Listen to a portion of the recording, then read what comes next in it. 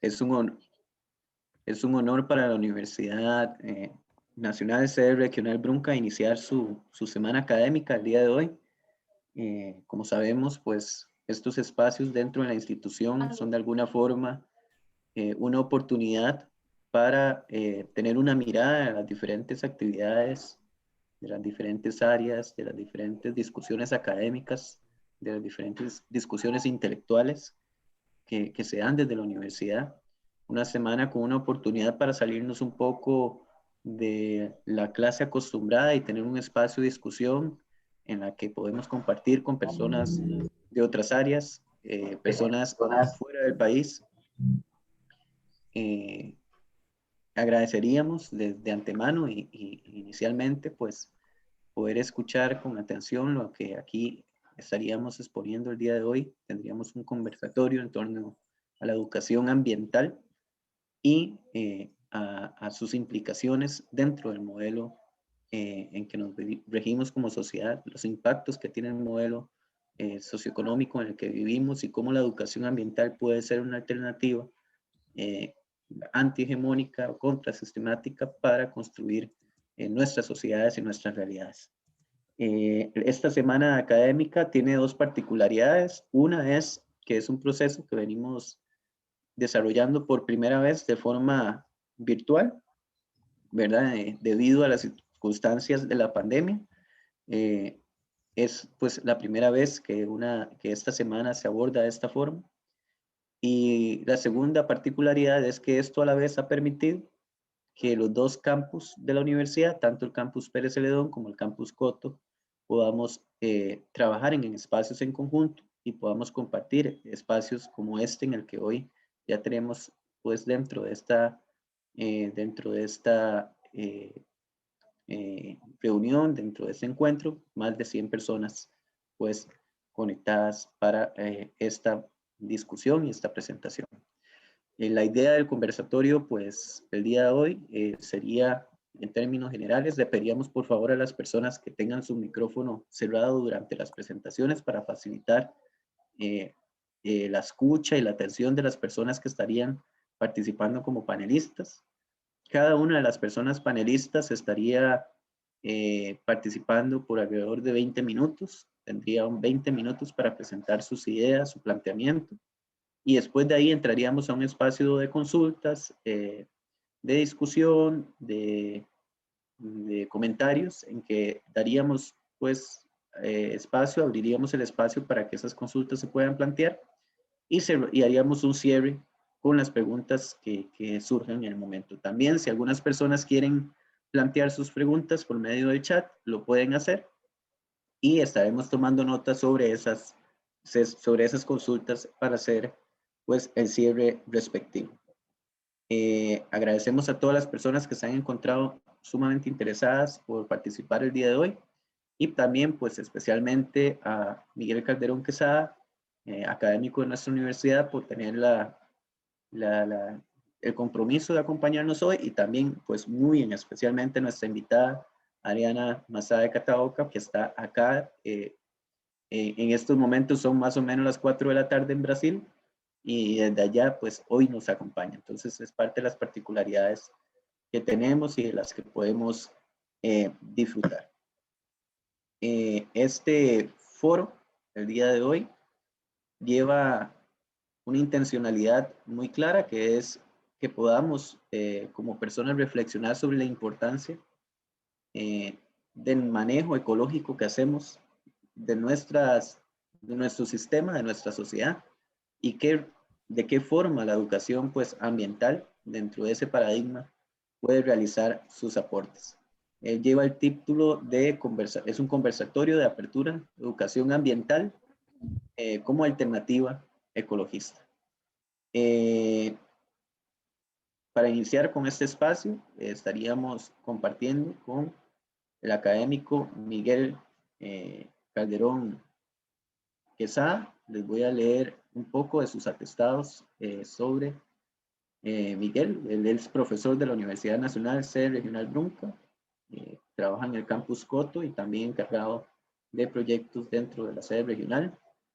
Estudió en la escuela Pedro Pérez Celedón Posteriormente estuvo en el Colegio La Asunción y cursó sus estudios universitarios en la Universidad Nacional en el área de gestión ambiental y en el Instituto Tecnológico de Costa Rica, donde obtuvo el grado de máster en gestión de recursos naturales. Tiene experiencia en diferentes proyectos y trabajos con organizaciones como el Banco Mundial, donde ha sido regente para diferentes proyectos turísticos y constructivos con entidades de esta índole.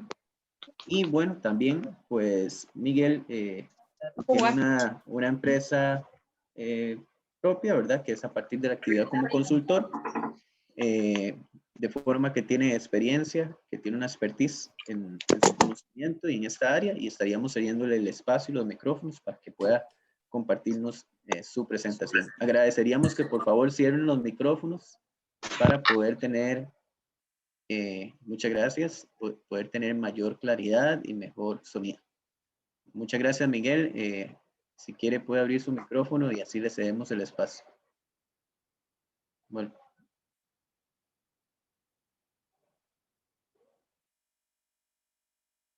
Tiene el micrófono cerrado, Miguel.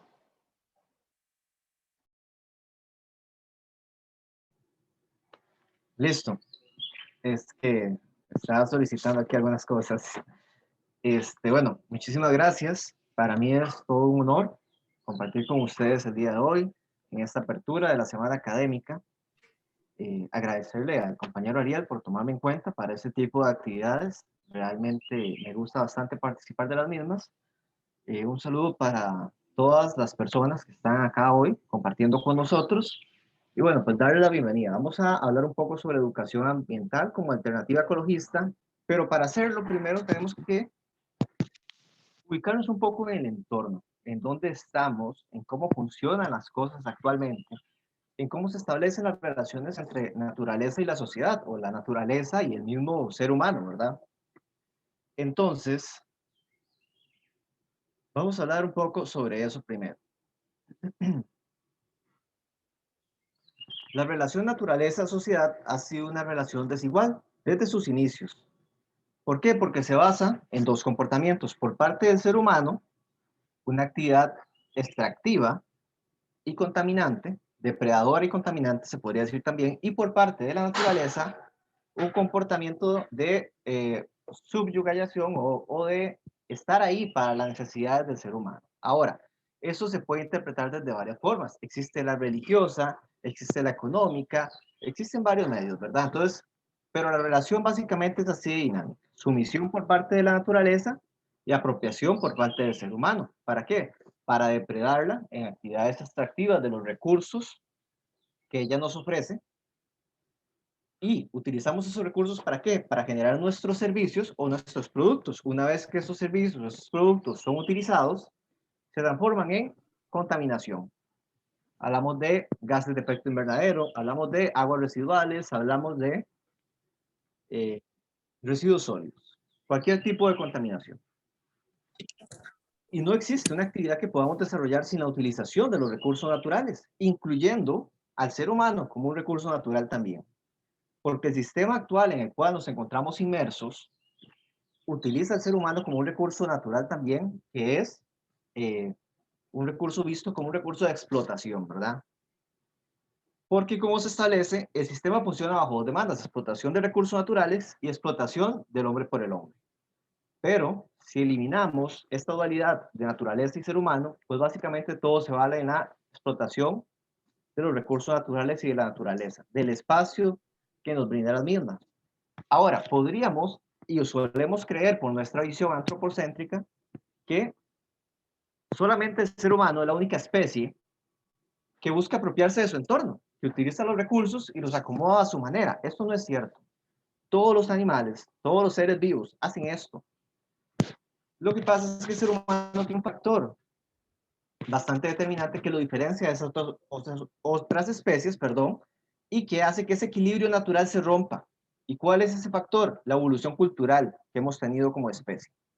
Hemos tenido un desarrollo y una evolución cultural muy fuerte. De ahí que si vemos, bueno, y la evolución cultural entendida primeramente, ¿verdad? Como heredar el conocimiento a las futuras generaciones. Entonces, todo se va generando en la construcción, ya no desde cero, sino que el conocimiento que construye esta generación se lo hereda a la futura, y así sucesivamente. De ahí que alguien inventara el radio, posteriormente alguien inventara el teléfono, posteriormente se diera con el celular, ahora con los celulares inteligentes. De ahí que las computadoras antes ocupaban toda una habitación y ahora simplemente ocupan un espacio pequeño dentro de una oficina. E incluso el mismo hecho de que podamos llevarlas de un lugar a otro, ¿verdad? Todo esto responde a la evolución cultural. Y a nivel de industria, de comercio, a nivel de producción, suele suceder lo mismo, ¿verdad? La producción agronómica ahora es inteligente, utilizamos sistemas para medir el pH, el nivel de nitrógeno, entre otras cosas. Tenemos transgénicos en los alimentos, en los productos que consumimos, el detergente es transgénico, tenemos la explotación de los mismos recursos naturales ha evolucionado y ahora es mucho más invasiva e impactante que antes. Las mismas herramientas que utilizamos ya no son las mismas de antes, ha evolucionado.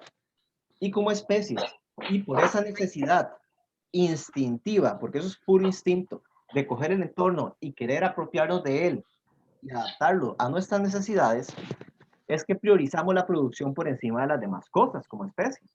Entonces, a veces, la producción en sí llega a perder el sentido. ¿Por qué? Porque se supone que producimos bienes y producimos riqueza para mejorar la calidad de vida de todas las personas, ¿cierto? Pero ¿qué pasa cuando esa producción llega a tomar tal importancia que realmente ya no importa mejorar la calidad de vida de las personas que están ahí, sino que simplemente producimos por producir y la acumulación de riqueza se va a pocas manos y los beneficios que genera esa acumulación de riqueza en calidad de vida se queda también en pocas manos? ¿Dónde podemos ver este tipo de efectos? Bueno, Costa Rica es una nación donde estas situaciones se presentan mucho. Tenemos zonas como Limón, la misma zona sur, donde se presentan actividades agrícolas o agroindustriales incluso a un nivel tan alto que se genera una riqueza increíble, pero en los lugares donde se genera esa riqueza son de los lugares más pobres del país. Entonces, por ejemplo, ahí tenemos producción por producir, porque la gente de esos lugares realmente no ve los beneficios. Y eso no tiene sentido, porque no construye un desarrollo real alrededor de la actividad productiva. Lo que sí vemos es, nuevamente, la extracción de recursos, ¿verdad? La utilización del espacio, el acomodo a las necesidades de ciertas empresas y, como consecuencia, la contaminación, ¿verdad? Que también se vive en esas zonas, ríos contaminados. Veamos el caso recientemente de Cruzitas, por ejemplo, que ya por dicha se determinó que no tenemos que pagar, pero bueno, fue una empresa que provocó un daño muy fuerte y en un tiempo muy corto. Y esta pérdida del objetivo de la productividad nos ha llevado a un sistema, el actual, que es el capitalista, ¿verdad? Que a diferencia del precapitalista no busca atender las necesidades de la población. El sistema precapitalista, o sea, que existía antes del capitalismo, antes de la industrialización, podríamos decirlo así incluso, era un sistema que buscaba, mediante el uso de los recursos naturales, atender las necesidades existentes, respetando situaciones como el valor de uso, por ejemplo. ¿Qué sería el valor de uso? Bueno, si una mata, si una mata de tabaco me da para hacer 4 cigarrillos, ese es su valor de uso. Ya actualmente las situaciones no funcionan así. En el capitalismo todo se define por el mercado de la oferta y la demanda y por un precio establecido, y ese precio establecido lo determina todo, buscando minimizar las pérdidas y maximizar las ganancias. Y una mayor acumulación del capital en todo el sentido. Entonces, acá es donde venimos a ver que el ser humano básicamente es otro recurso natural que se explota. ¿Por qué? Porque buscando esa acumulación de capital extrema es que se deterioran las condiciones ambientales y naturales al mismo ser humano, generando las dos contradicciones que existen dentro del capitalismo, una interna y otra externa. La primera, bueno, en mi afán de acumular capital, yo descuido a mi personal, deterioro las condiciones bajo las que ellos trabajan y eso me genera formación de sindicatos, me genera agrupaciones que van a luchar por sus derechos. Y la segunda contradicción es que también en mi afán de acumular cada vez más riqueza, yo empiezo a explotar los recursos naturales de forma indiscriminada y empiezo a contaminar también de forma indiscriminada, generando concientización en la población que se ve directamente afectada. Vamos con un ejemplo. Si una industria lanza sus contaminantes al río, esa agua se contamina y genera problemas de moscas a todas las personas cercanas y de malos olores, entre otras, esas personas se van a organizar y van a tomar conciencia ambiental. Eso es lo que llamamos conciencia por afectación, ¿verdad? Tenemos una conciencia por afectación, igual en el caso de los trabajadores, que debemos de considerar como un recurso. Conciencia por afectación, me están afectando, me están deteriorando mis condiciones, ya el salario que recibo no es el que necesito para realmente no me alcanza para llegar a fin de mes.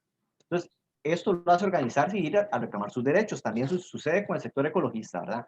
Se empieza a ver mucho deterioro ambiental y ¿qué hace el sector ecologista o las personas que se están viendo afectadas o que no están de acuerdo con esa forma de explotación? Bueno, se empiezan a reunir por lo que llamamos conciencia por afectación y empiezan a reclamar. Empiezan a reclamar las situaciones existentes. Esto es positivo, pero lo que deseamos claramente es que esa conciencia no tenga que ser por afectación. Ojalá que esa conciencia se dé desde antes. Y para que se dé desde antes es donde entra a regir esta situación de la educación ambiental, ¿verdad? ¿Cómo generamos conciencia antes de que las personas sean afectadas para que ni siquiera sean afectadas? O sea, para que antes de que ocurra una situación que podría afectarlas, estas personas digan, no, no queremos esto, porque ya sabemos las repercusiones, ya sabemos el impacto que esto trae. Bueno, eso es por educación. Pero igualmente, esta conciencia por afectación ha logrado grandes avances en materia ambiental, eso hay que reconocerlo, y la misma industria, en su aspecto evolutivo, de la evolución cultural y de la acumulación de conocimiento, también ha generado avances positivos para el ser humano y para el medio ambiente. Y entre esos podemos encontrar, por ejemplo, el uso de energías limpias, que igualmente son impactantes, pero bueno, desde el punto de vista energético es renovable. El uso de nuevas tecnologías más eficientes y que contaminan menos también. El uso de productos que además de que contaminan menos, se degradan más rápidamente y duran menos tiempo contaminando. La conciencia necesaria para buscar actividades como la descarbonización de la economía, entre muchas otras, pero tiene un problema, este tipo de cambio que ha surgido. No va a la raíz. ¿Y qué quiero decir con que no va a la raíz? Con que el sistema cambia ciertas cosas para adecuarlas a los nuevos requerimientos sociales que se han generado por esa concientización que se ha generado en la población, pero no cambia su raíz que de depredación de recursos y de contaminación. Entonces las empresas se certifican para ser los contaminantes, pero bueno, menos contaminantes ¿dónde? Porque muchas veces, por ejemplo, empresas que tienen sus sedes fuertes acá en Centroamérica siguen siendo igual de extractivistas de los recursos, pero se venden como empresas que protegen el medio ambiente. Y esto viene a raíz también de ponerle un precio a todo, ¿verdad? A todo se le pone un precio y a todo se le pone un espacio. Entonces, aquí se generan todas estas leyes que han venido a buscar regular la situación ambiental, pero como les dije, no llegan a la raíz. ¿Y cuáles son ejemplos que podemos ver de esto? Por ejemplo, si una persona mata una especie en peligro de extinción, le pide a cambio que pague una multa, como si esa multa fuera a recuperar el daño que ya ocasionó. O una empresa, como en el caso de Cruzitas, que llega y genera un impacto ambiental muy fuerte y se le cobra una multa sin conocer realmente las condiciones preexistentes y que por ende no se puede calcular realmente el precio que está en duda si van a pagar, el precio del impacto ambiental que han generado. Y aunque lo paguen, eso no recupera el lugar, porque usualmente no responde al total de la inversión necesaria para recuperar el lugar y porque segundo, los gobiernos difícilmente redirigen ese dinero directamente a recuperar ese lugar, sino que lo usan para otras cosas. O igual, en muchos casos, se vuelve un poco perverso como el sistema de pagar por contaminar. Yo pago por mi derecho a contaminar. Entonces, resulta que hacer una planta de tratamiento me cuesta tanto, pero si pago el canon de contaminación, pago tanto. Entonces, mejor pago por contaminar. Entonces, veamos que no llega a la raíz, no llega a solucionar realmente el problema. Son avances, sí, hay que reconocerlos como tales, pero no llegan a cambiar el sistema y la perversión del mismo. Todo esto... Profe, disculpe, ¿será que la puede poner en modo presentación? Disculpe. Es que no... Claro.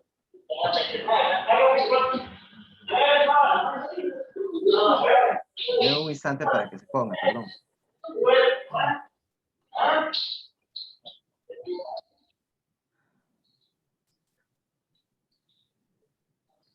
Entonces, ¿por qué tenemos que ser conscientes de que así funciona el sistema? Bueno, para saber dónde estamos parados y qué consideramos que sigue, qué es lo que falta por hacer. Entonces, ¿cómo se origina realmente la educación ambiental? Porque estas condiciones preexistentes ya existían y siguen existiendo, pero ¿de dónde empieza el fenómeno propiamente de conciencia ambiental que llega a buscar y generar una educación ambiental? Bueno, en los años 60 está esta persona, Rachel Carson, a la izquierda, una bióloga muy instruida en su materia, una mujer que desde el punto de vista feminista estuvo marcando tendencia también. Ella empieza a hacer varios estudios. En uno de esos se da cuenta que la contaminación del DDT está ocasionando graves efectos en las especies de ciertas aves. Y a ella se le cierran las puertas. Las revistas científicas no quieren publicar sus artículos, porque sí, aunque la ciencia es una y hay que respetarla como tal y usualmente es verdadera, no está eximida de ser manipulada por el capital o por la política, ¿verdad? Como ha sucedido en muchos casos, y en ese caso pasó así. Sus estudios podían afectar directamente un sector industrial muy poderoso de los Estados Unidos y por ende no se le abrieron las puertas en los espacios profesionales adecuados como eran las revistas. Ella estuvo buscando otros medios, no se rindió, incluso fue acusada de comunista en los 60 en Estados Unidos, y eso era algo pues muy grave en esa época, ¿verdad? No porque fuera malo ser comunista, sino porque estábamos en la época de la Guerra Fría y todo este asunto, ¿verdad? Y la gente se le daban persecuciones políticas cuando eran acusadas, al igual que del otro lado, si eran acusados de capitalistas, ¿verdad? Era una situación de tensión internacional muy fuerte. Ella escribió un libro, La Primavera Silenciosa. Ahí venían cuentos, venían estudios científicos, venían otras cosas. Y la gente empieza a leer esto y empieza a decirle y a reclamarle al gobierno qué está pasando, por qué es que esta persona sabe esto y nosotros no lo sabíamos y cómo es que se le han cerrado las puertas, cómo es que no se le ha permitido que esta información sea de conocimiento público. La gente empieza a pasarse el libro de boca en boca y se empieza a generar lo que se conoce como el movimiento ecologista moderno, que fue en los 60, asociado también con el movimiento pacífico y muchos otros, que buscaba concientizar sobre la situación ambiental, qué está pasando, merecemos saber lo que está sucediendo y merecemos que exista regulación sobre el tema ambiental. Este movimiento derivó en la creación de la EPA, la Agencia de Protección Ambiental, sus siglas en inglés en Estados Unidos. Richard Carson no llegó a ver la formación de la EPA, pues contribuyó. Y acá se empieza a generar lo que llamamos educación ambiental. Que la educación ambiental tenemos que decir y establecer va más allá de simplemente dar información sobre el medio ambiente. No, no es dar información sobre el medio ambiente. Tampoco es defender opiniones sobre el medio ambiente. La educación ambiental nunca se va a sentar en defender una opinión porque sí, simplemente. No, de hecho no hace eso.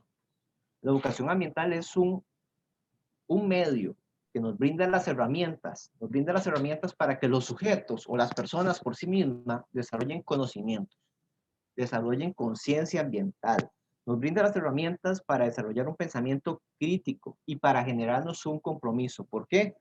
Porque cuando generamos conciencia y somos conscientes de lo que está pasando, queremos informarnos más. A partir de allí empezamos a generar un poco más de conocimiento, ya sea por afectación o por decisión propia, empezamos a generar un poco más de conocimiento. Quiero informarme más sobre este tema, qué es lo que realmente está pasando. A partir de que tenemos conciencia y conocimiento, podemos generarnos un pensamiento crítico que además nos invita a ser participativos. Muy difícil quedarse viendo los toros desde la barbera cuando sabemos lo que está sucediendo, ¿verdad? Y eso se le llama compromiso. Ya nos sentimos comprometidos a hacer algo más, a ir un punto más allá. Y todo eso nos lo brinda la educación ambiental. Nos lo brinda mediante pilares, nos lo brinda mediante la construcción de herramientas, durante el acompañamiento en la construcción del conocimiento, pero no nos implanta un conocimiento como tal. O sea, no es una materia en la cual decimos 2 más 2 es 4 y listo. No. Tiene muchas variables y trata de abarcarlas todas para que cada sujeto por sí mismo, cada persona por sí misma, empiece a generar conciencia, conocimiento ambiental, compromiso ambiental, pensamiento crítico. Y a partir de allí debemos de establecer que como no es una educación tradicional en sí, no puede quedarse en aula. La educación ambiental trasciende la educación formal. ¿Se encuentra dentro de la educación formal? Claro que sí, y se encuentra transversalmente, la podemos incluir transversalmente dentro de planes de estudio, por ejemplo, de escuela, de kinder, de colegio, de universidad, por medios generales, por medio también de las materias que brindamos, de economía, matemáticas, muchas otras. Tiene que estar ahí de forma transversal, presente en cada uno de esos aspectos, pero tiene que trascender de eso, no se puede quedar ahí encerrada. Es donde entra la parte informal y no formal, ¿verdad? ¿Por qué? Porque la educación ambiental tiene que generarse espacios de participación, pero también tiene que aprovechar cada espacio que se le brinda para participar y para hacer partícipes a otros, generar de esta forma agentes de cambio. Agentes de cambio que vean un problema y busquen hacer ese problema algo positivo, convertir ese problema en una situación positiva. Y entonces no, pues no se puede hacer sobre las aulas, se tiene que ir a los lugares donde la gente está reunida, se tiene que ir a los centros comunales, se tiene que ir y además se tienen que hacer campañas informales que apoyen la educación ambiental formal y no formal. Estas son campañas televisivas, campañas por medio de stickers, con mensajes, campañas publicitarias de diversos tipos, como se hace muchas veces de por favor cierre el tubo cuando no lo está utilizando. Pero va más allá, ¿verdad? La primera etapa sería una sensibilización de la persona.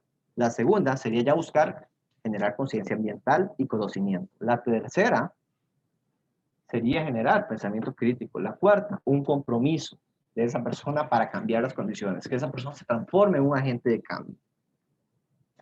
Y para ello tenemos ciertos pilares que nos van a ayudar.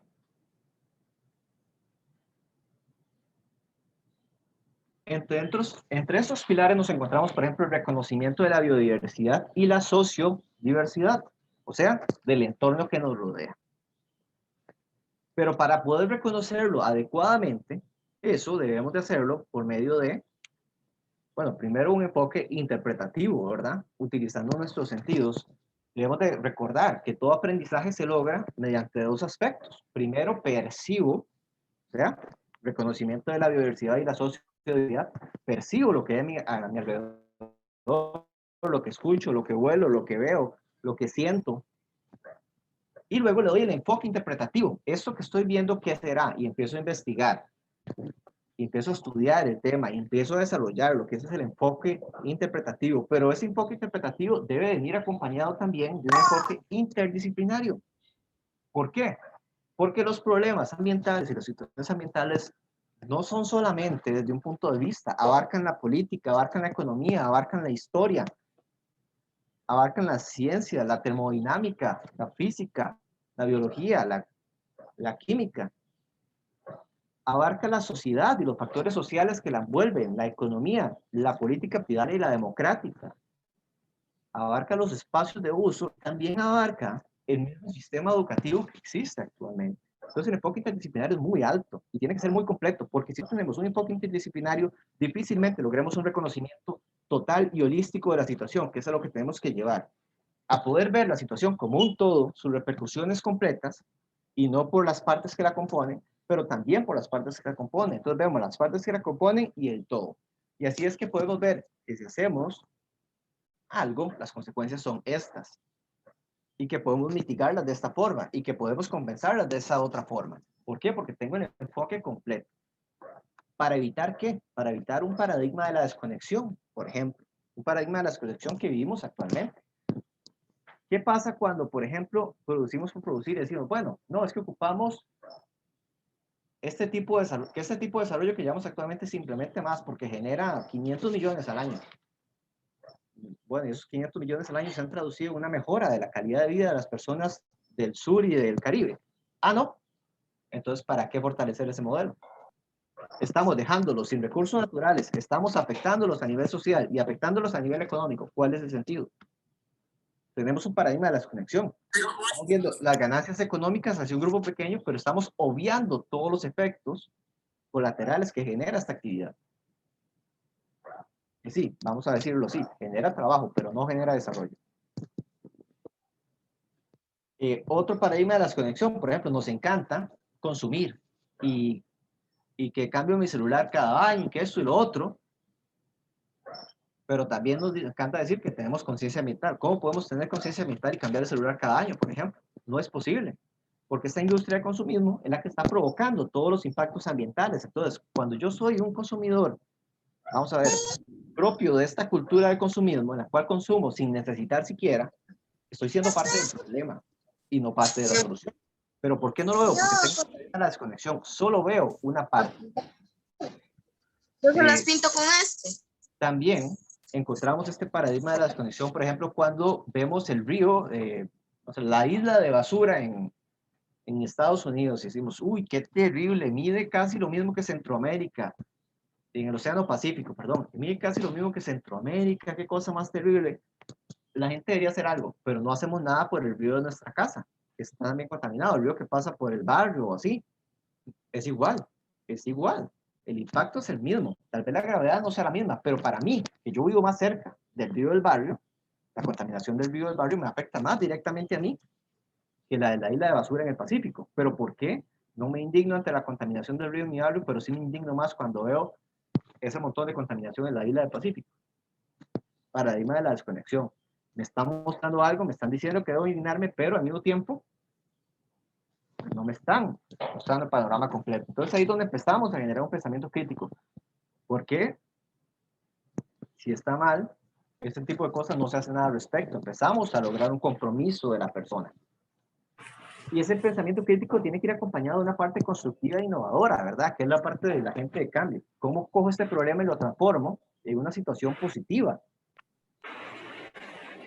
Para eso ocupamos metodologías participativas, porque no puede ser algo de una persona. Tenemos que aprovechar los espacios democráticos, tenemos que aprovechar los espacios comunitarios, tenemos que aprovechar los espacios de educación formal y debemos de generar sistemas que no sean estáticos. ¿Por qué? Porque al ser interdisciplinario, acordemos que las cosas disciplinarias son estáticas. El enfoque interdisciplinario es participativo, me obliga a incorporar variables económicas, me obliga a ir allá y ver los factores ecológicos de la situación, me obliga a ir allá y ver cómo sería la parte política, si lo podemos solucionar ese aspecto, la parte judicial. Vean que esta misma presentación ha abarcado espacios de historia, ha abarcado partes de política, ha abarcado partes de economía, tal vez de la ciencia no tanto, bueno, de las ciencias sociales sí. Y si nos fuéramos un poquito más allá y tuviera más espacios, abarco las ciencias exactas y naturales.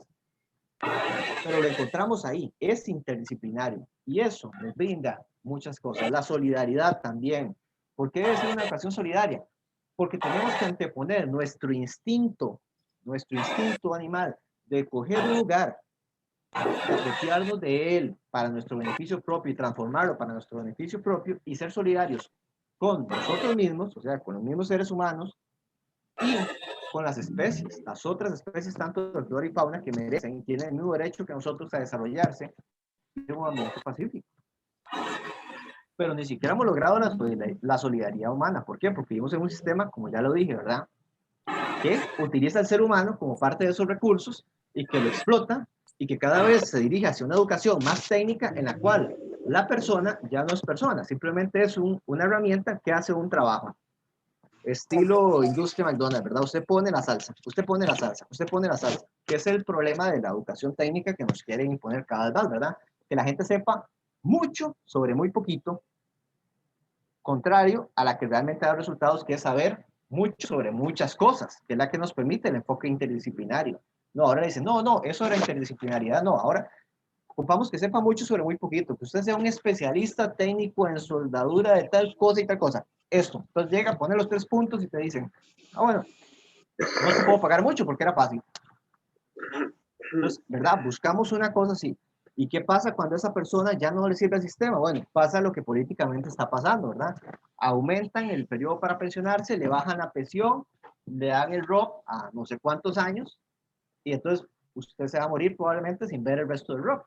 Porque si me pensioné a los 65 años y dura 30 años en darme el completo del ROP, y yo, mi expectativa de vida máxima es a los 80 años, bueno, realmente no lo voy a poder disfrutar. Entonces se generan estos sistemas injustos en los cuales se toma a las personas, por ejemplo, adultas mayores, ya como una persona que simplemente está consumiendo y contaminando, pero que ya ni siquiera lo ven dentro de sistemas económicos rapiños como un ser humano útil, ¿verdad? Veamos a los grados que se puede llegar si no existe una solidaridad. Veamos, por ejemplo, cómo además ocupamos un pensamiento crítico para eliminar los mitos. ¿Mitos como cuáles? Como el mito de que el consumidor es el culpable. Y siempre le dicen a usted, el consumidor es el culpable, todos nosotros somos culpables por consumir, y sale ahí la Nación diciendo, el problema número 1 de Costa Rica es el alto nivel de consumo. Primero nos bombardean con campañas para que seamos consumidores desde que somos pequeños. y pequeñas. Segundo, el consumidor no es el culpable final. ¿Tiene culpabilidad? Sí, pero no como el productor. ¿Por qué? Porque el consumidor simplemente puede elegir lo que ya el mercado le ofrece. Lo que ya el mercado determinó que estuviera ahí para que él lo comprara. Y además tiene que tomar en cuenta su poder adquisitivo. Entonces, a veces se presta para discursos de, no, es que la gente no tiene conciencia ambiental, entonces no compra productos orgánicos. No responde a eso. También hay un factor económico en el cual tuvo que decidir con lo que tenía que podía adquirir para sobrevivir. Muchas veces eso implica que, ¿por qué? Porque los productos ambientales usualmente son los más caros. La agricultura orgánica, la más cara. El celular que le dura más la batería, la más cara.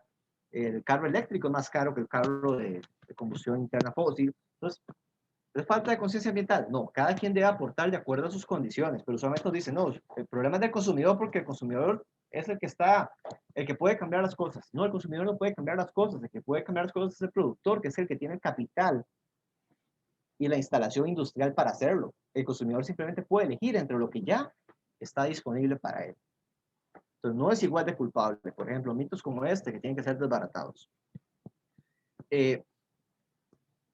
También nos encontramos con que este sistema, que como ya dijimos anteriormente, le pone un precio a todo,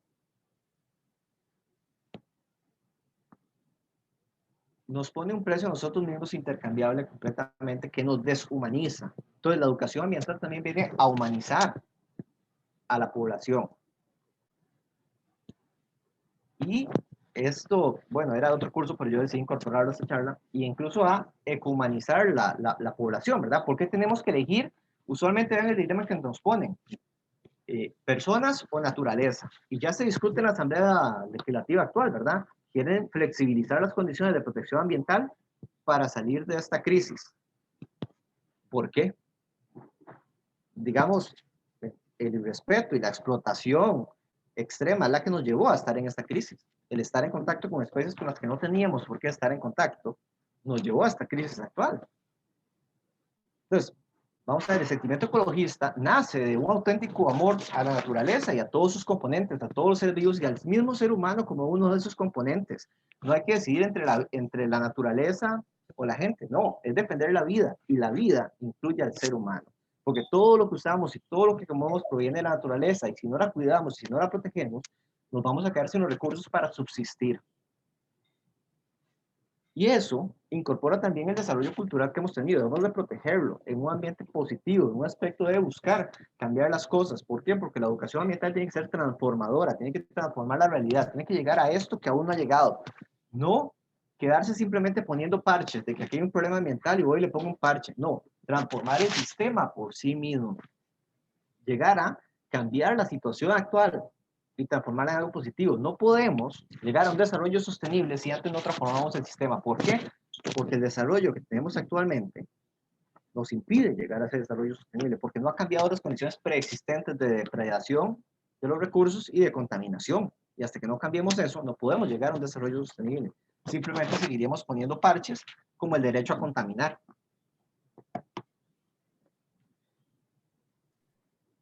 Entonces, para terminar, nos conduce la educación ambiental hacia el ecologismo, hacia una sociedad más inclusiva, más integral, hacia una sociedad donde todos seamos partícipes, todas las personas seamos partícipes. Sí, sí lo hacen.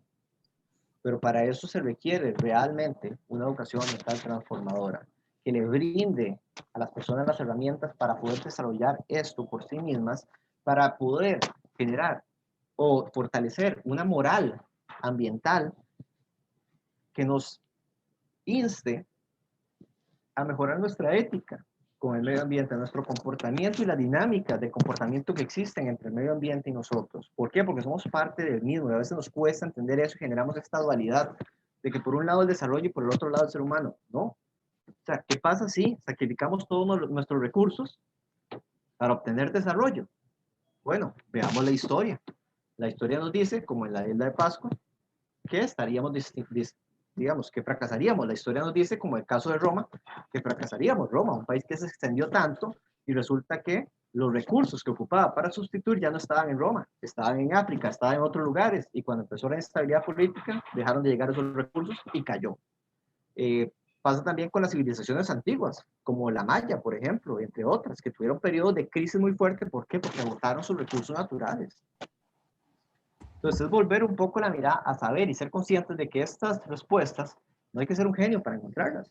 Es parte de ese enfoque interdisciplinario que me dice, ¿ha pasado esto antes de sacrificar la naturaleza por el desarrollo? Sí. ¿Cuáles han sido las consecuencias? ¿Positivas o negativas? Negativas. Ok, ¿por qué hacerlo de nuevo? Vean que nos vende la idea de que tenemos que sacrificar la naturaleza y que todo ese sacrificio es a cambio de mejorar la calidad de vida de todos y todas. Hemos mejorado esta calidad de vida. Realmente todos disfrutamos de las mieles del capitalismo. Bueno, pues los datos nos dicen que no. Ahora se produce más que nunca, hay más dinero que nunca, y resulta que la pobreza extrema y pobreza normal ha crecido más que nunca. Y resulta que Costa Rica es un país cada vez más desigual, con más riqueza, pero más desigual. Entonces, ¿es esta la solución? No, no lo es. Ocupamos transformarnos, ocupamos generar conciencia ambiental, conocimiento. Ocupamos realmente darnos cuenta que este mundo es de nosotros, que este es nuestro propio paraíso y que aquí es donde tenemos que construir nuestra vida eterna. Acá es donde tenemos que garantizar la supervivencia de la especie humana y de nosotros mismos, y que acá es donde mediante una ética humana y ambiental podemos lograr un mejor futuro. Pero para eso ocupamos que cada uno y cada una de nosotros nos comprometamos a generar ese futuro. Para eso ocupamos un compromiso y pasar de las palabras a la acción, ponerle corazón y determinación. Muchas gracias.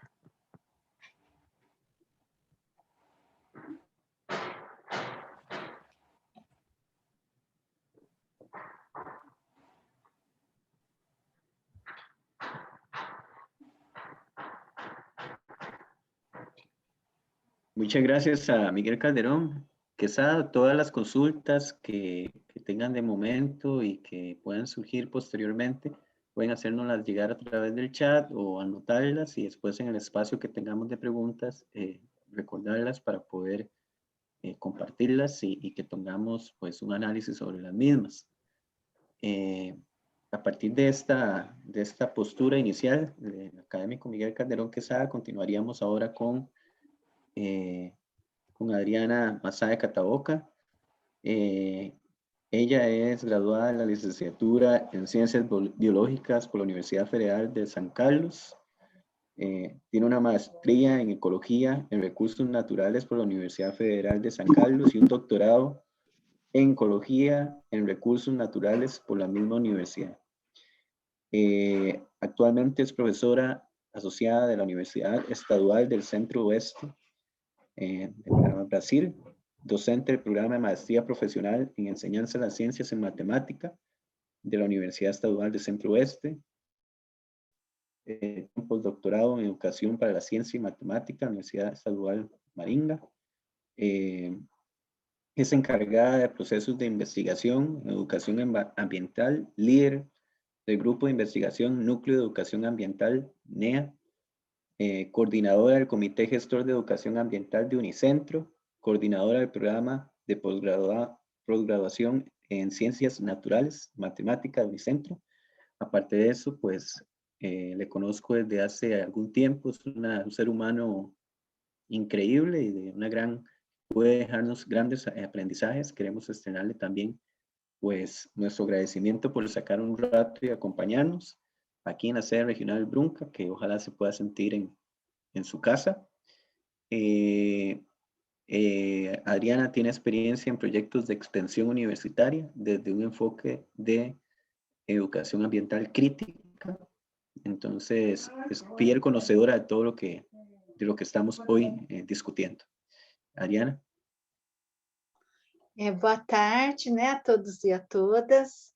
É um grande prazer estar aqui com vocês. Eu espero que vocês consigam me entender. Eu vou tentar falar devagar. Qualquer coisa o Ariel ajuda, né, Ariel? E aí eu fiz uma apresentação e tentei traduzir pelo Google Tradutor mesmo para o espanhol, para facilitar o entendimento. Mas me desculpem que pode ter alguns erros, né? Agradeço imensamente o convite, é uma honra estar aqui com vocês, né? É interessante que a tecnologia tem nos proporcionado esses momentos, né? Eu aqui no Brasil, vocês aí em Costa Rica, podendo compartilhar nossas experiências, né? Nossos conhecimentos. Isso é muito gratificante. Né? Quero parabenizar o professor Miguel, né? Pela fala do professor Miguel, né? Gostei muito, compartilho das suas ideias. É interessante, né? Conhecer um educador ambiental, né? De outro país que também tem uma abordagem crítica, né? A gente vê que não existem muitas abordagens de educação ambiental no mundo, né? E eu vou discutir um pouquinho dessas abordagens, né? E como que é a minha experiência no Brasil, né? Qual abordagem de educação ambiental nós temos adotado, que, como já disse a Ariel, é a crítica, mas talvez os alunos, os estudantes aqui não tenham conhecimento de outras abordagens, né? Então, eu vou fazer uma comparação do que seria essa abordagem crítica com outras abordagens possíveis da educação ambiental. Então, aqui vou compartilhar com vocês a minha apresentação. Só um minutinho.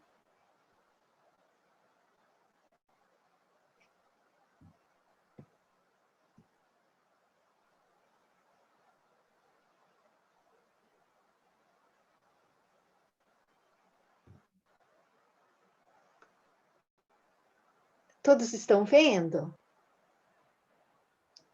Perfeito. Então, tá. Como eu disse, eu tentei traduzir para o espanhol, mas vou falar em português, porque não consigo, né? Não conheço bem a língua para falar. Então, o título, né, como havia dito o Ariel, é Educação Ambiental como Alternativa ao Modelo Econômico.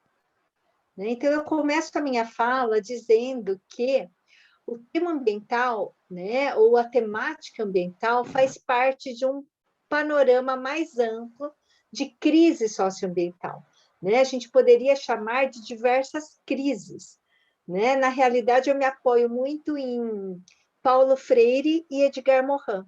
Edgar Morin tem falado que nós vivemos uma policrise, ou seja, diferentes crises ao mesmo tempo, né? Poderia citar alguns exemplos aqui, como as mudanças climáticas, ou que é atualmente chamado de emergência climática, esgotamento dos recursos naturais, contaminação do ar, da água, do solo, desigualdade social, fome e miséria.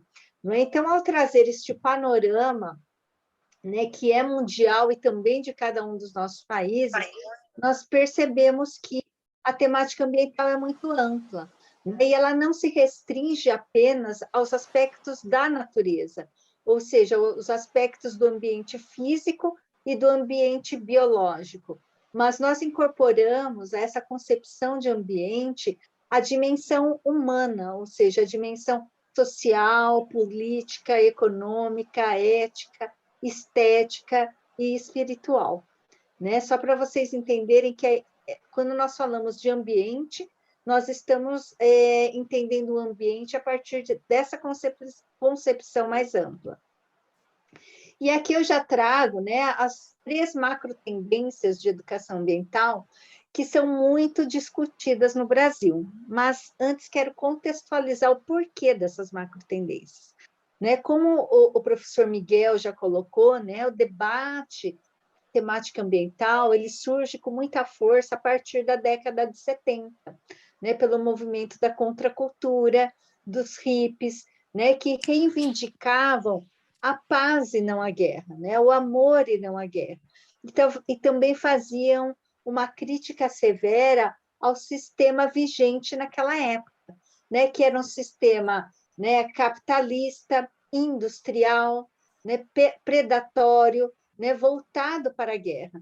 Então, aquele grupo social, né, conhecido como contracultura no mundo inteiro, fazia reivindicações contra o sistema dominante. Então, aqui é importante a gente lembrar que a educação ambiental, então, ela surge, né, ela nasce dos movimentos sociais. Muitas vezes, no curso de biologia, né, se entende que educação ambiental é uma sub-área da biologia, né? Seria algo equivalente à ecologia, mas isso não é verdade, isso é um engano, né? A ecologia é uma área da biologia. A educação ambiental, ela não nasce da biologia, mas ela nasce dos movimentos sociais, né, que apontam os problemas desse sistema maior, que é injusto, que é predatório, baseado no capital, em detrimento das pessoas. Né? Então, a educação ambiental surge neste contexto e, posteriormente, ela começa a ser entendida como educação. Então, nós vamos ver que existem algumas fases, né, pelas quais a educação ambiental perpassou. Né? Eu estou contando mais o que acontece no Brasil. Talvez tenha acontecido algo parecido aí em Costa Rica, eu não sei, depois na discussão, né, a gente pode ver isso com o professor Miguel. Mas a educação ambiental, então, nasce no Brasil com uma preocupação com a destruição dos ambientes naturais, não é? Com a exploração dos recursos naturais, né? Com os problemas advindos desta exploração. Mas a preocupação estava centrada na conservação, na preservação da natureza. Então, mais ou menos há 3 décadas atrás, ou até 4, no Brasil, quem começou a fazer educação ambiental eram biólogos. Eram biólogos, né, preocupados com a destruição de hábitats, com a biodiversidade, com a destruição dos ecossistemas. Mas, a partir do entendimento que a educação ambiental, antes de ter uma centralidade no ambiente natural, ela é educação, né? E eu costumo dizer aos meus alunos, ninguém educa planta ou bicho, nós educamos seres humanos. A partir de então, a educação ambiental, ao se aproximar da educação e, portanto, das ciências humanas, ela trouxe todo referencial teórico e metodológico da educação para a educação ambiental. Né? Então, hoje no Brasil, né, o que existe na lei, e na realidade no Brasil nós temos políticas públicas de educação ambiental, né? Uma política nacional de educação ambiental, uma diretriz curricular nacional de educação ambiental, que apontam, né, princípios, né, e diretrizes de como se praticar a educação ambiental no âmbito formal e no âmbito não formal. E a educação ambiental que orienta as políticas de educação ambiental no Brasil é a tendência crítica. Né? Então, vamos retornar a este slide, quando eu mostro que teve um autor, né, que dividiu, que classificou, que categorizou as formas de se fazer educação ambiental em 3, que elas seriam a conservadora, pragmática e crítica. Antes dele, outros autores também fizeram isso, né? No Brasil, nós temos o Reigota, o Sorrentino, que classificaram de 3, 4 formas. A nível internacional, nós temos a Lucie Sauvé, do Canadá, né? Da Universidade lá de Montreal, né? E ela fez uma classificação de 15 correntes de educação ambiental. Mas, né, no âmbito desta fala de hoje, né, eu me apoio nas macro-tendências de Layargues e Lima, que são tendências político-pedagógicas de educação ambiental, ou seja, os critérios dele para a classificação dessas tendências, né, são critérios de ordem política e pedagógica. Assim, entre toda a diversidade, toda a gama de possibilidades de se entender a educação ambiental, de se praticar a educação ambiental, nós podemos dividi-las, então, em conservadora, pragmática e crítica. É claro que, às vezes, as tendências elas têm pontos que elas se cruzam, né? Elas não são linhas tão rígidas de separação. Mas, de qualquer forma, né, a categorização dessas tendências ajudou a promover debates mais profundos, né, do que seria educação ambiental, de como praticá-las, de quais são os limites e potencialidades de cada forma de se entender e praticar educação ambiental. No Brasil, essas 3 tendências convivem, não é? dependendo dos espaços, dependendo da afinidade do educador ambiental, dependendo também dos seus objetivos e até da sua formação. Mas eu quero esclarecer para vocês novamente que no meio acadêmico e nas políticas de educação ambiental, a recomendação é que seja uma educação ambiental crítica, né? As pesquisas em educação ambiental no Brasil apontam que as escolas, né, no âmbito não formal também da educação ambiental, o que prevalece é a concepção conservadora de educação ambiental e a concepção pragmática de educação ambiental, em detrimento da crítica. Então, eu vou explorar com vocês agora quais seriam as principais diferenças, né, dessas macro tendências.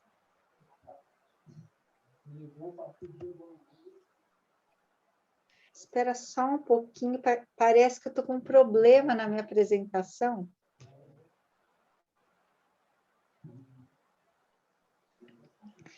Só um minutinho, eu parei um pouco para ver por que não está passando para os slides seguintes.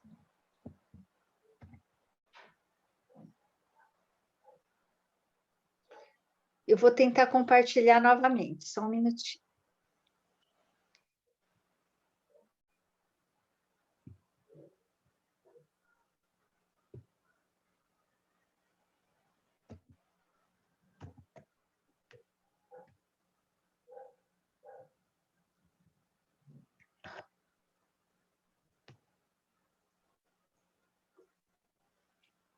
Ariel, eu não sei o que está acontecendo com a minha versão. Será que você poderia projetar a sua? Sim.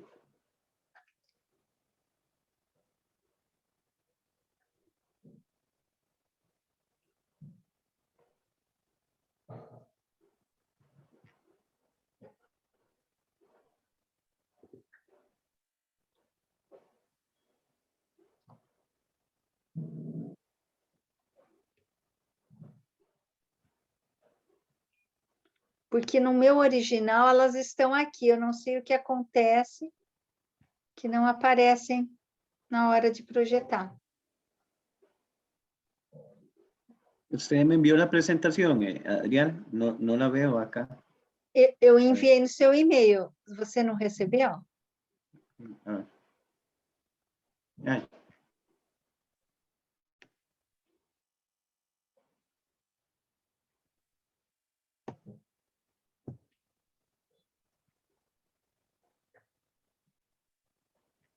Ariel, você recebeu ou não?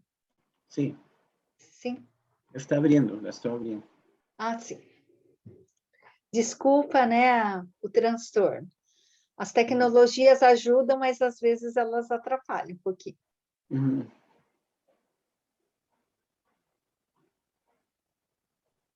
Son cosas que pasan, es normal.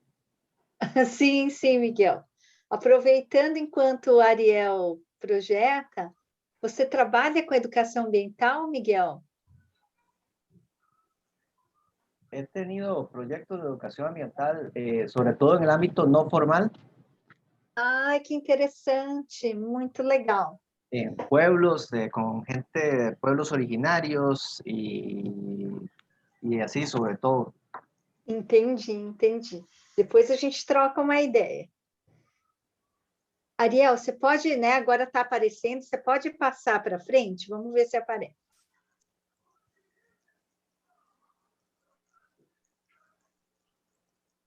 Creo que es la cuarta.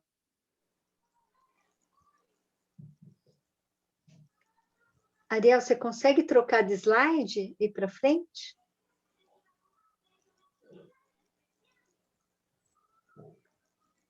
¿A dónde, Adriana? ¿Acá?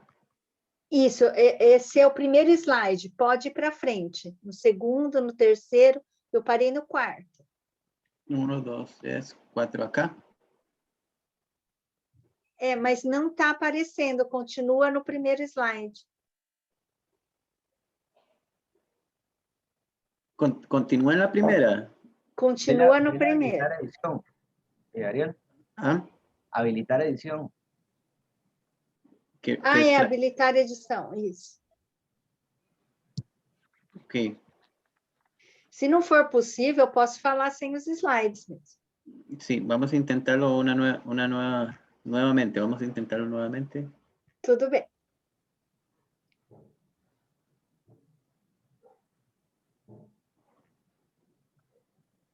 Ahora. Sim, agora, isso. Mais um, o próximo. Ele não mais aí. Ah, ele está aparecendo agora. Legal. Então, eu vou descrever para vocês o que seria uma educação ambiental conservadora, né? Uma daquelas 3 macro tendências. Talvez vocês consigam perceber alguma similaridade com algumas experiências que vocês tenham aí em Costa Rica. A educação ambiental conservadora foi a primeira abordagem que surgiu no Brasil, né? A primeira coisa a se dizer é que ela entenderia o ambiente, né? Teria uma concepção de ambiente como a natureza. Ou seja, o ambiente nessa concepção envolve aspectos físicos do ambiente, ou seja, água, solo, ar, e aspectos biológicos, ou seja, a fauna e a flora. Não é? E essa visão de educação ambiental se entende: ambiente é natureza. Quais são as características, a prática, né, de como se fazer essa educação ambiental? Primeiro, ela é conteudista, ela é baseada no repasse de informações, né? Miguel falou algo nesse sentido na apresentação dele. Ela também prioriza a dimensão afetiva. Dentro dessa educação ambiental conservadora, se entende que a educação ambiental ela tem que ser feita em contato com a natureza, a partir de uma imersão na natureza, né? Se acredita que a partir desse contato com a natureza, com essa imersão, a pessoa vai se sensibilizar, vai se encantar com a natureza e vai se tornar uma pessoa voltada para a proteção dessa natureza. E, portanto, ela também prioriza a transformação individual. Ela acha que, a partir do contato com a natureza, o ser humano se transforma num ser humano mais sensível, né, em relação à causa ambiental. Por outro lado, ela não dá ênfase, né, na alienação do sistema, né, em relação ao paradigma dominante. No caso, esse paradigma dominante seria, né, um paradigma também cartesiano, fragmentado. O olhar que se tem é um olhar ainda e que se fragmenta os olhares nas suas especialidades, né? Ela também não evidencia as relações sociais, políticas e econômicas, e não questiona a sociedade atual, como fez o Miguel, né? E, portanto, essa abordagem de educação ambiental dificilmente conduz à transformação da sociedade, não é? Então, para os educadores ambientais do Brasil, essa visão de educação ambiental ela é dita, ela é conhecida como uma educação ambiental ingênua, como uma educação ambiental que idealiza essa mudança e que ela tem poucas chances, né, de conseguir realmente transformar a relação sociedade-natureza, porque ela é ingênua, ela é romantizada, ela entende o ambiente apenas como a natureza. Pode passar para o próximo, Ariel? Já a macrotendência, quer dizer, a mesma macrotendência, né, os exemplos. Então, é esse tipo de educação ambiental que prioriza o contato com a natureza, abraçar a árvore, fazer atividades ao ar livre, né, caminhadas em trilhas ecológicas. Não que isso não seja importante, mas restringir a educação ambiental apenas ao contato com a natureza tem poucas possibilidades de mudança, de transformação. Próximo, Ariel.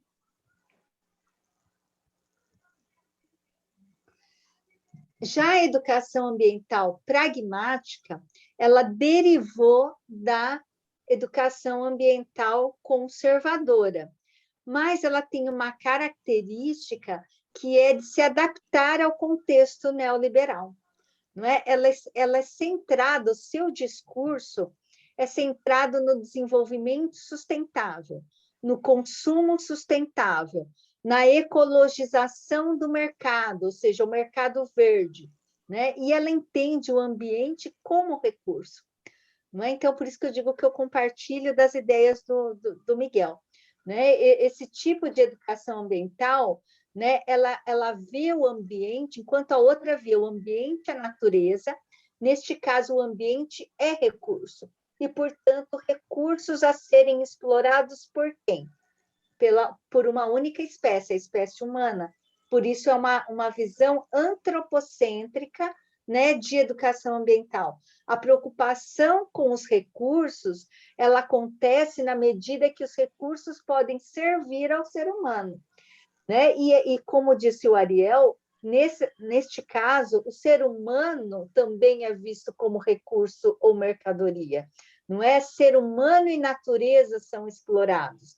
Né? Mas, numa educação ambiental desse tipo, se entende que não dá para se explorar indefinidamente, porque os recursos vão começar a limitar a própria economia neoliberal. Então, eles têm uma preocupação, sim. Mas que preocupação é essa? Uma preocupação apenas no sentido aparente, superficial. Não se busca aqui a transformação social para se atingir a transformação da relação à natureza. Se preocupa de que forma? ¡Chato! Música, qué susto, que me está durmiendo. Largo. Por favor, cerrar los micrófonos. A preocupação, neste caso, está centrada na gestão dos recursos naturais. Então, nós percebemos que os administradores, né, fazem esse tipo de educação ambiental. Pode passar para o próximo, Ariel.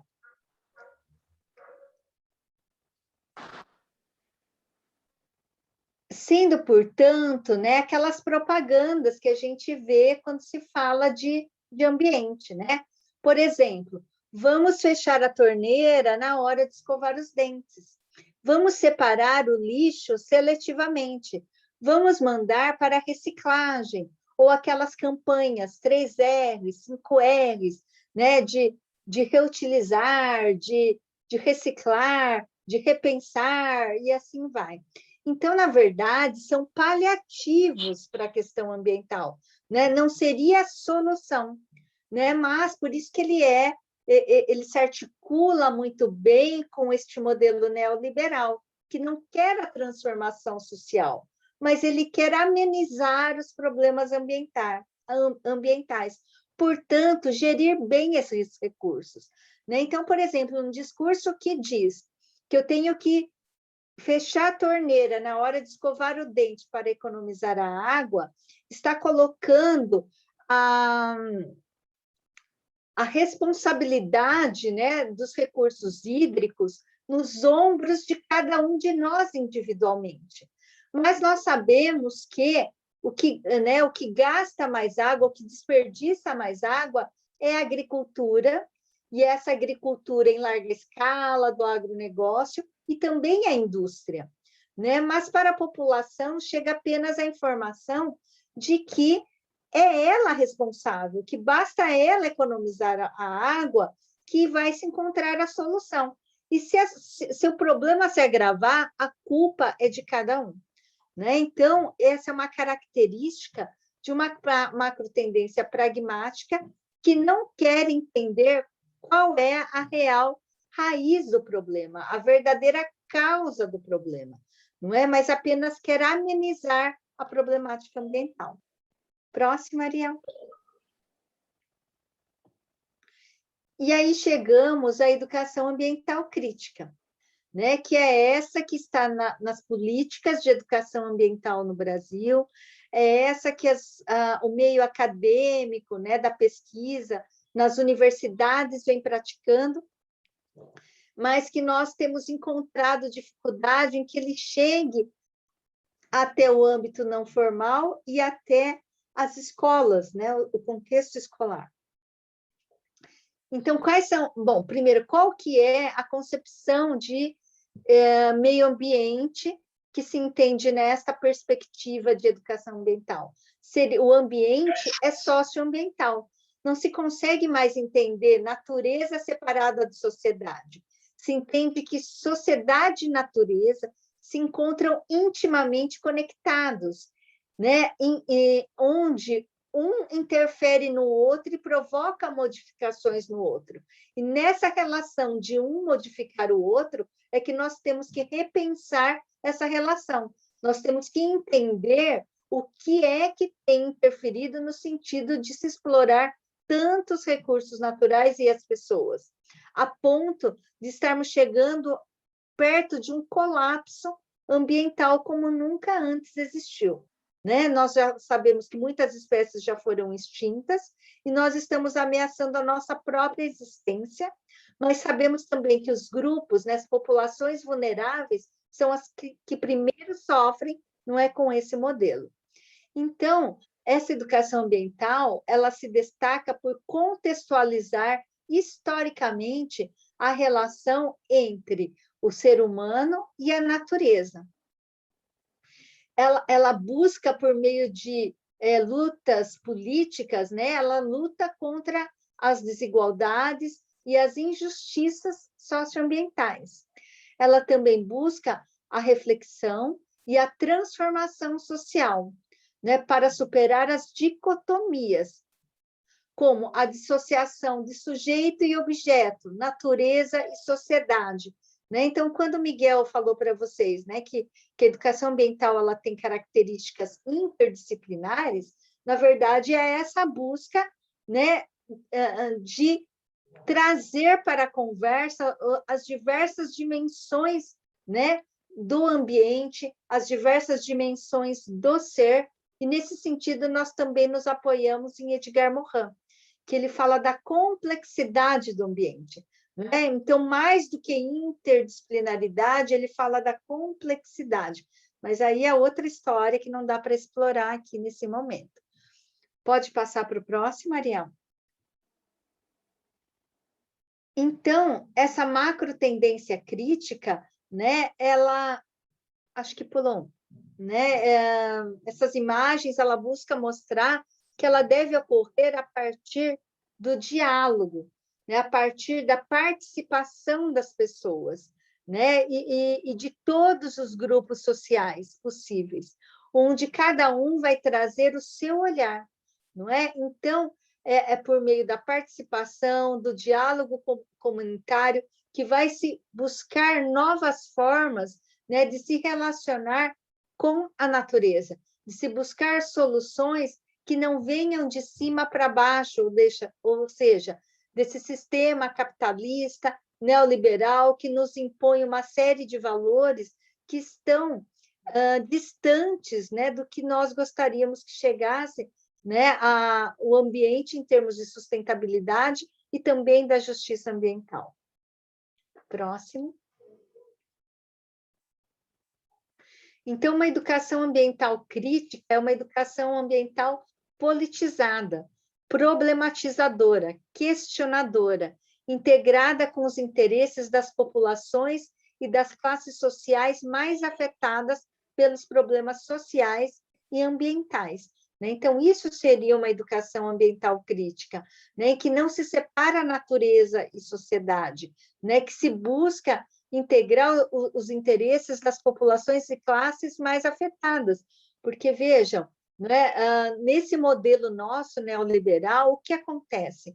O lucro dessas grandes empresas, dessas grandes corporações, ficam concentrados nas mãos de muito poucos, enquanto os prejuízos ambientais, esses sim são socializados com toda a população. E as populações mais carentes, mais vulneráveis, são as que primeiro são afetadas. Então, nós não podemos separar a busca da conservação ambiental, da sustentabilidade ambiental, não podemos separar da busca da justiça social, não é? E como diz um amigo meu, não é uma questão de combater a pobreza, né? Mas combater a riqueza, né? Porque a riqueza é que gera pobreza, né? E que gera desigualdade. Então, todas essas discussões perpassam o que a gente chama de educação ambiental crítica. Próximo. Então, aqui, ó, esse eu esqueci de traduzir, porque já estava pronto, né? Então, esse slide mostra que o modelo de desenvolvimento nosso, que é o modelo capitalista neoliberal, ele gera, por um lado, exclusão social e, por outro lado, concentração de renda.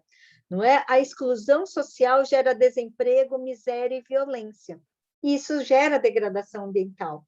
Assim como a concentração de renda gera opulência, consumismo e desperdício, que também gera degradação ambiental. Então, o modelo de desenvolvimento não é que favoreça, né, e aumente o fosso entre ricos e pobres, não pode ser compatível, não é, com a sustentabilidade ambiental e a justiça social. Próximo, Ariel.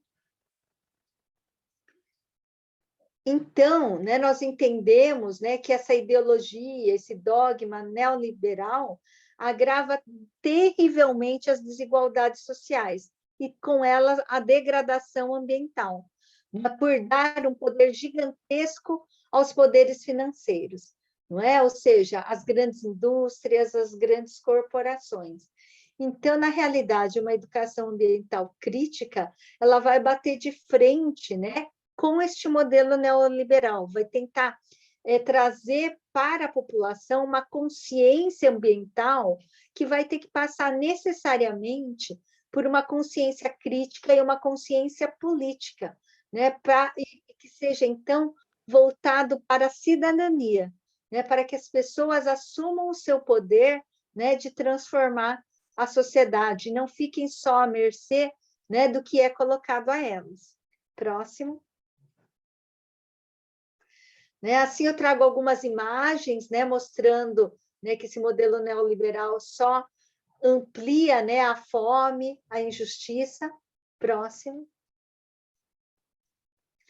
Ao mesmo tempo que contamina os nossos alimentos, não é? Gera menos emprego, causa degradação ambiental por meio desse tipo de produção de alimento em larga escala, que fica nas mãos dos poderosos, né? Próximo.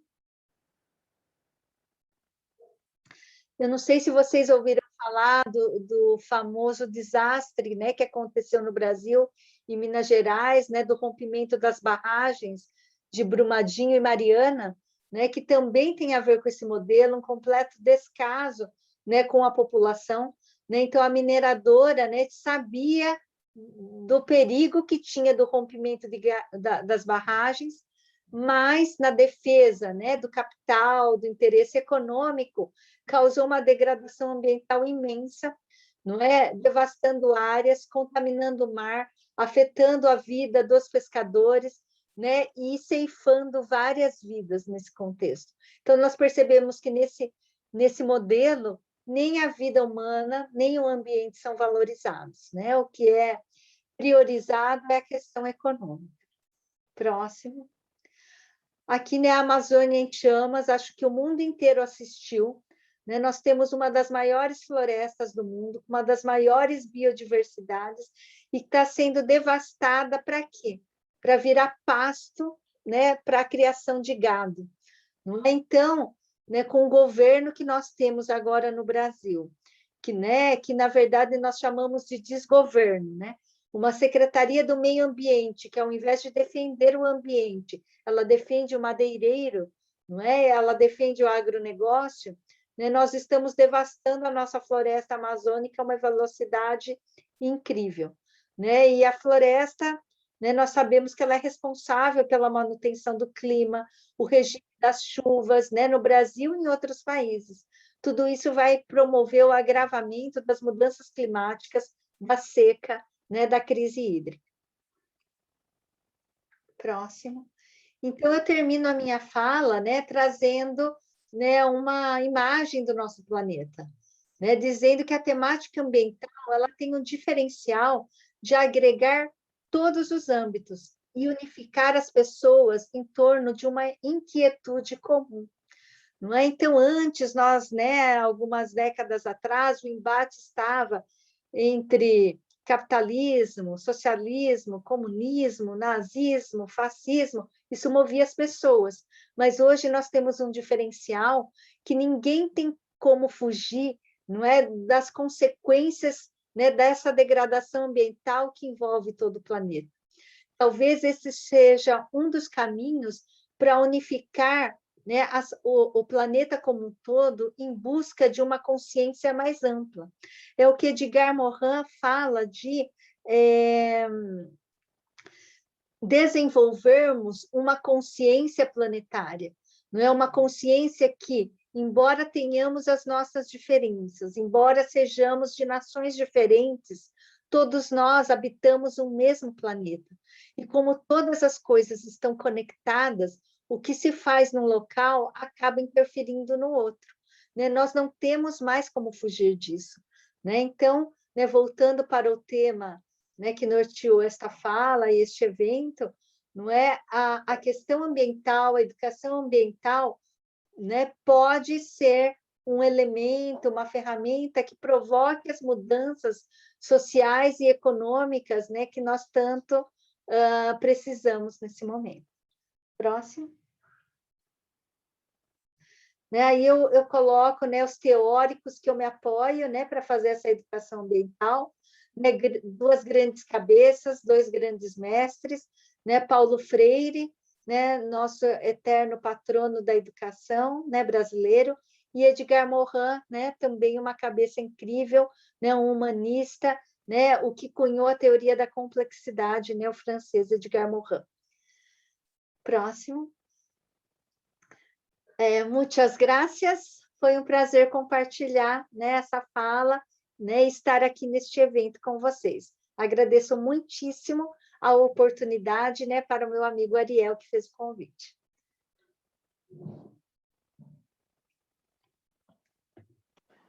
Muchas gracias, la profesora Adriana Masada Kataoka, por su presentación.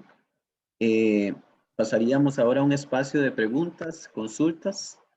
Aquellas personas que deseen intervenir podrían tal vez levantar la mano y pues les cederíamos el espacio para escucharles.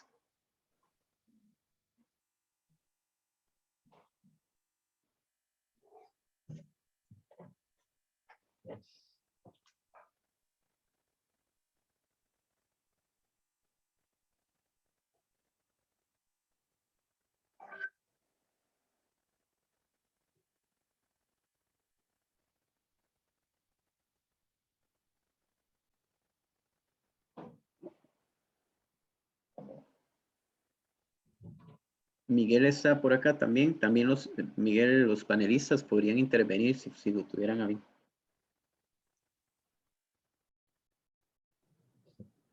Correcto, ¿me escuchan? Ahí veo a Medardo Mosco. Sí, adelante, le escucho. Sí, creo que Sí. quería intervenir.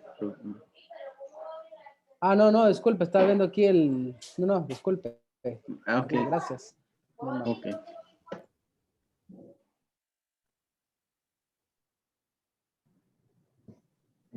Bueno, algunas de las reflexiones que al menos es de... Quería decir algo, Miguel. Adelante. Rápido, bueno, felicitar a la profesora Adriana.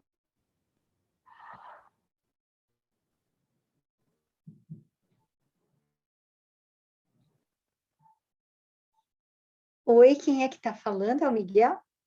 No lo escucho. Creo que se quedó trabada la imagen.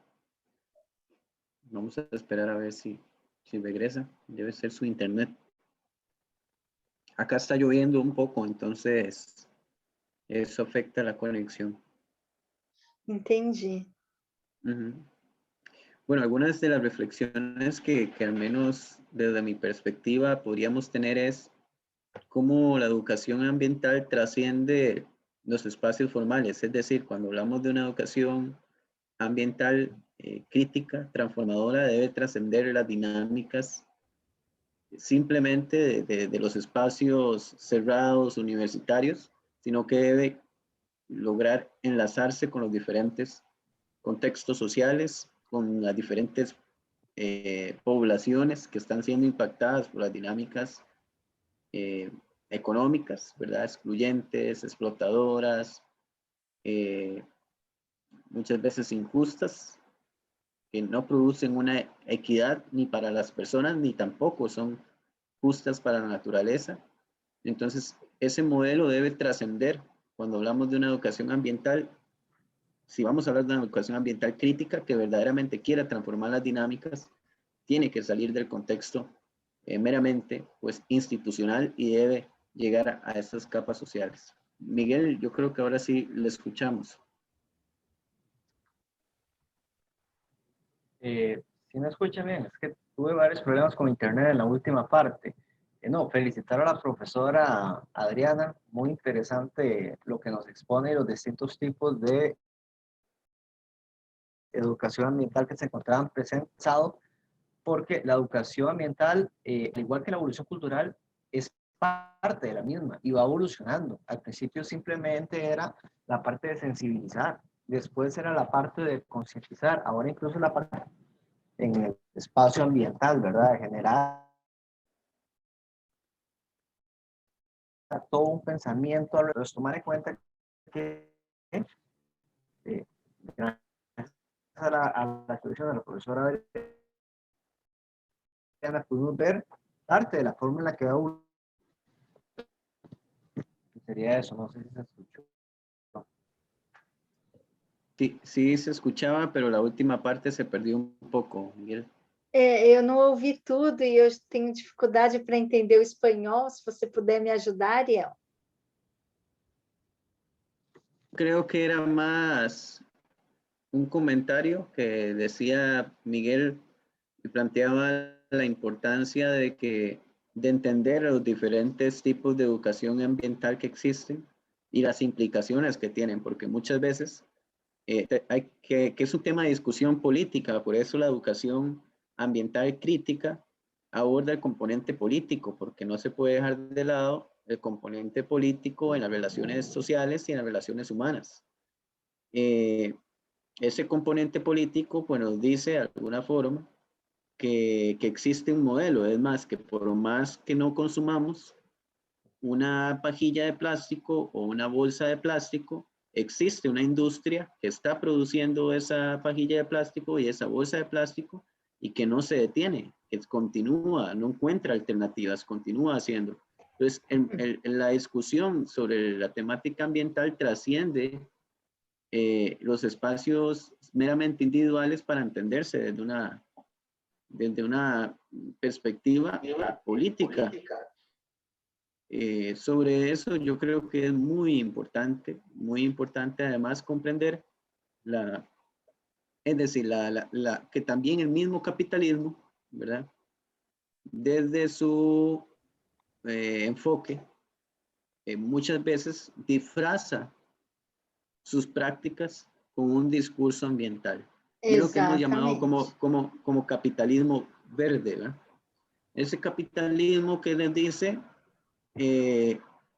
esto es verde, pero en realidad la lógica sigue siendo una lógica de consumo y de producción de la riqueza por encima de la naturaleza.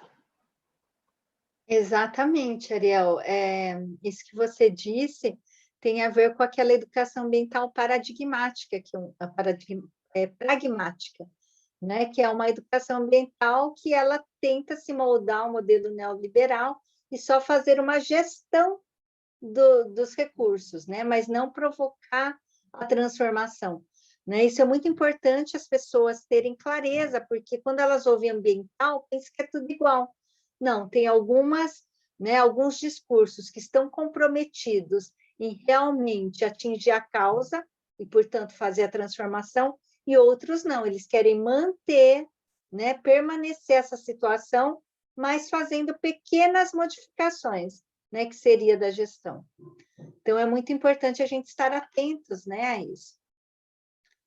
E também é importante destacar que essa educação ambiental crítica, né, mais politizada, ela é característica da educação ambiental da América Latina e Caribe, porque os países de primeiro mundo, Europa e Estados Unidos, o que prevalece mais é uma educação ambiental conservadora e pragmática.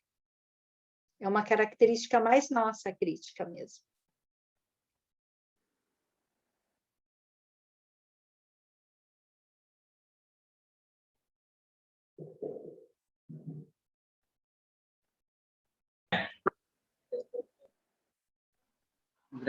Gracias Adriana y Miguel por su espacio. Agradecemos también a todas las personas que se han conectado el día de hoy para acompañarnos, para poder escuchar esta actividad inaugural de la Semana Académica aquí en la sede regional Brunca de la Universidad Nacional. Vamos a seguir la semana con una serie de actividades que ojalá podamos compartir, en las que podamos participar. El jueves tendremos también una actividad sobre la educación popular con un profesor especialista en el área, quien ha trabajado el modelo de Paulo Freire.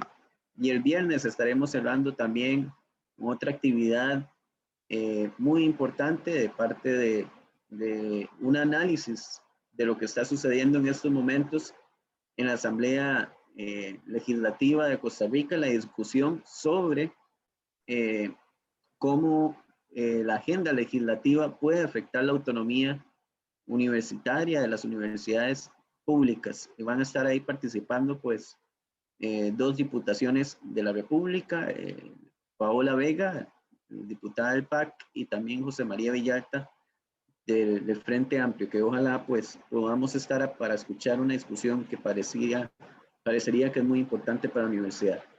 Agradecemos a Miguel Calderón Quesada por haber sacado su tiempo, también a la profesora Adriana Mazá de Cataoca por habernos acompañado desde Brasil. Voy a pasar en el chat un enlace de evaluación de la actividad que es importante que logremos completar. Lo acabo de pasar en estos momentos. Y agradecemos mucho a las personas que se conectaron el día de hoy y pudieron pues, escuchar estas presentaciones. Abrazos. Agradeço muito, Ariel, Miguel, e para todos um bom dia.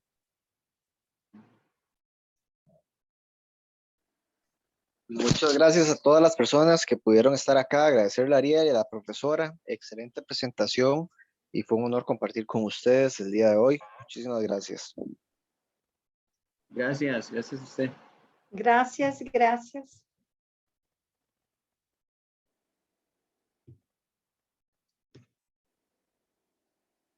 Listo, no lo ven.